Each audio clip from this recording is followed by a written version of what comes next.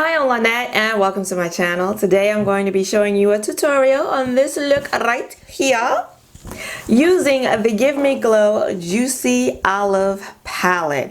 I've had this palette for quite some time now and I'm just now breaking into it. I felt like enough time had passed between my last green look to now that I could do another green look on camera.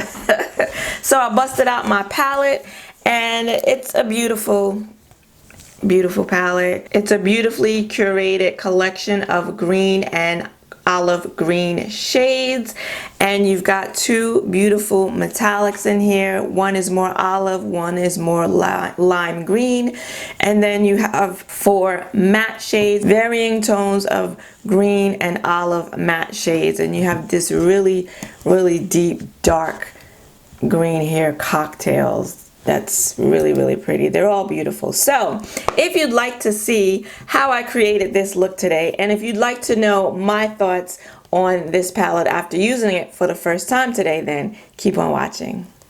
Starting off today's look with the P.Louis base in the shade Rumour 5, and I'm just blending that out with my brush. I don't remember which brush this is. I think it's a Sigma brush, not sure.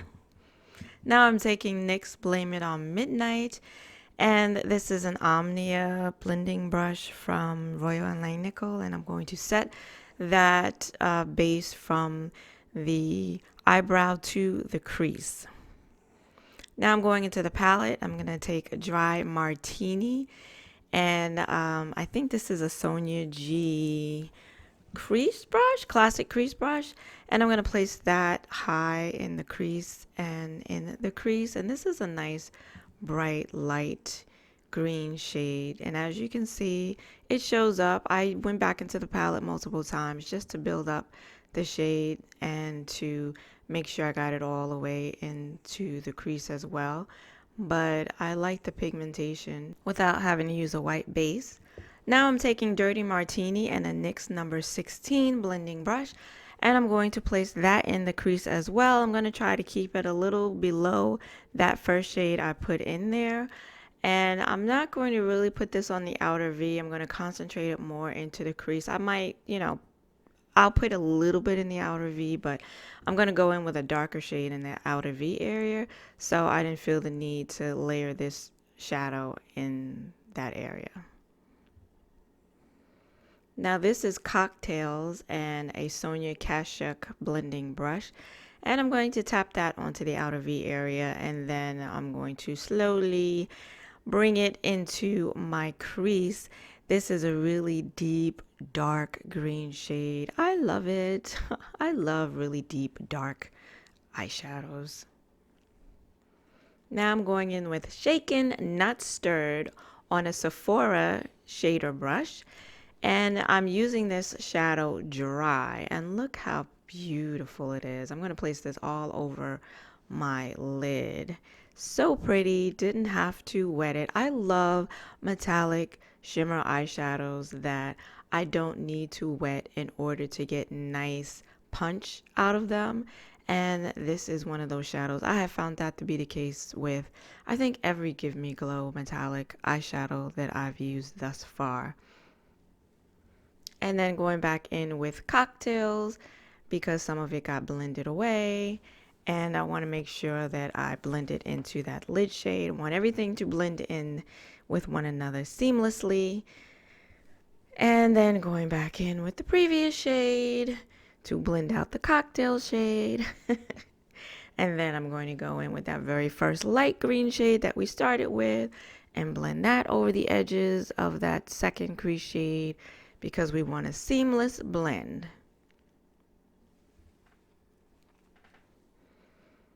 And now I'm going back in with Blame It on Midnight and just blending around the edges of those eyeshadows and just wiping up the fallout. There was some fallout from that dry metallic shade.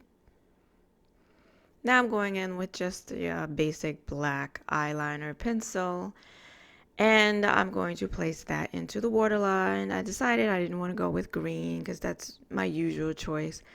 I decided to stick with black this time. And now I'm taking Cocktails in my Makeup Geek pencil brush, and I'm going to put that halfway, maybe a little more than halfway across the lower lash line.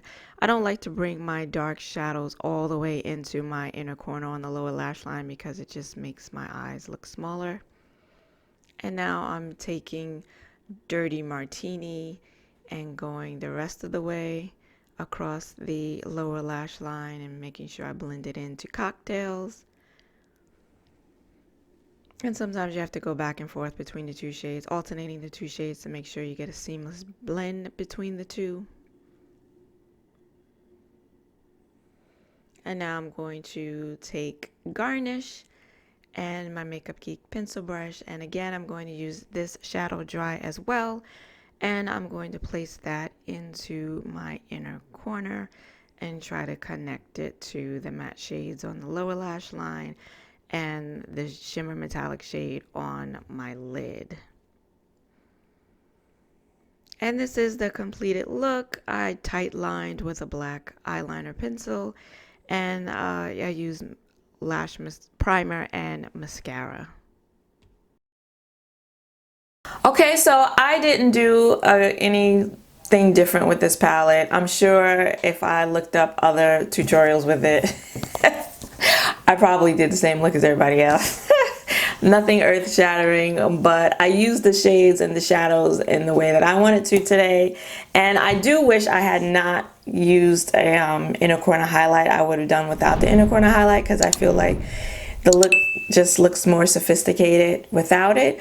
And inner corner highlights just don't look good on me. I have wrinkly under eyes and it gets in there and it just ends up, the inner corner highlight just ends up looking like I just plopped it on my face without trying to blend it. I don't know.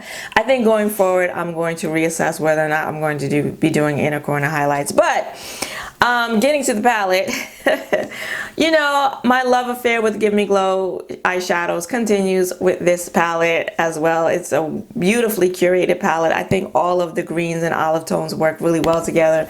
These shimmer shades, I use them without wetting them and they are absolutely gorgeous. I mean, just look at them.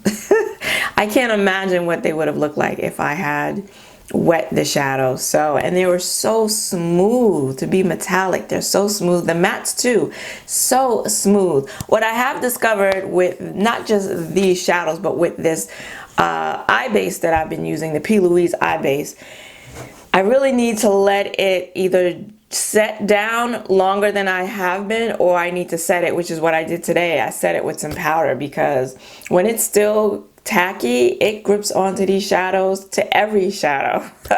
These shadows, I have no problem with Give Me Glow shadows blending, but even these shadows got a little difficult to blend. Get a little difficult to blend if I don't set the base or let it set before I go on ahead with eyeshadows. So aside from that, yeah, it's a nice palette, and it just motivates me to want to buy the other two palettes I want to get from their website.